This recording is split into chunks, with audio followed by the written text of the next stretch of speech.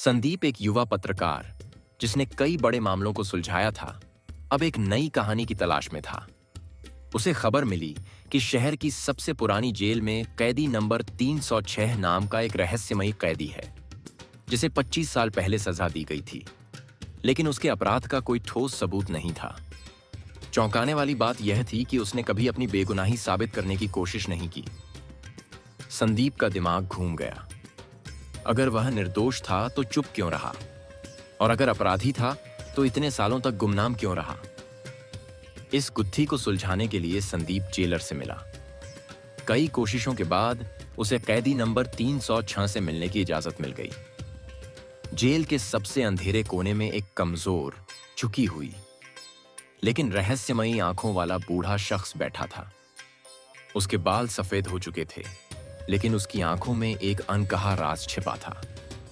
संदीप ने धीरे से पूछा, तुम्हें यहां 25 साल हो गए, लेकिन ना कोई वकील, ना कोई अपील, क्यों? कैदी नंबर 306 मुस्कुराया। अगर मैं कहूं कि मैं निर्दोष हूं, तो क्या तुम मेरी बात मान लोगे? संदीप ने कहा, अगर तुम निर्दोष हो तो सच सामने आना चाहिए। 306 ने गहरी सांस ली और कहा, सच से बड़ी कोई सजा नहीं होती। क्या तुम सच सुनने के लिए तैयार हो? 25 साल पहले 306 एक आम आदमी था, नाम अजय मेहरा। उसका सबसे अच्छा दोस्त रवि उसकी जिंदगी का सबसे अहम हिस्सा था। एक रात रवि किसी मुसीबत में था। उसने अजय को फोन किया, भाई मेरी मदद कर, मैं एक बड़ी मुसीबत में हूं। लेकिन उस रात अजय बहुत थका हुआ था। उसने रवि की बात को हल्के में लिया और कहा, कल बात करते हैं, अभी बहुत नींद आ रही है। अगली सुबह अजय को पता चला रवि की लाश एक सुनसान गली में मिली थी। पुलिस ने अजय को गिरफ्तार किया, क्योंकि रवि की मौत से पहले का आखिरी कॉल उसी के पास से था। अजय के खिलाफ कोई ठोस सबूत नहीं था, लेकिन कोर्ट में जब उससे पूछा गया, क्या तुमने आखिरी वक्त में रवि की मदद करने की कोशिश की, अजय चुप रह गया। कोर्ट ने फैसला सुना दिया, उम्र कैद। लेकिन अजय जानता था कि असली सजा उसे कोर्ट से नहीं, बल्कि उसकी खुद की आत्मा से मिली थी। संदीप को यकीन नहीं हो रहा था। तो असली कातिल कोई और था? 306 ने धीरे से कहा, हां, लेकिन असली सवाल यह नहीं है कि कातिल कौन था।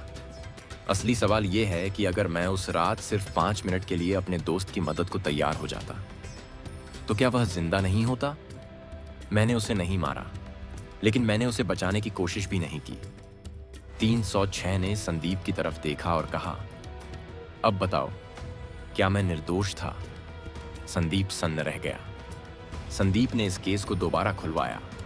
जांच हुई और सच सामने आया, रवि की हत्या असल में कुछ गुंडों ने की थी, जो आज भी खुले घूम रहे थे। कोर्ट ने 306 को निर्दोष साबित कर दिया।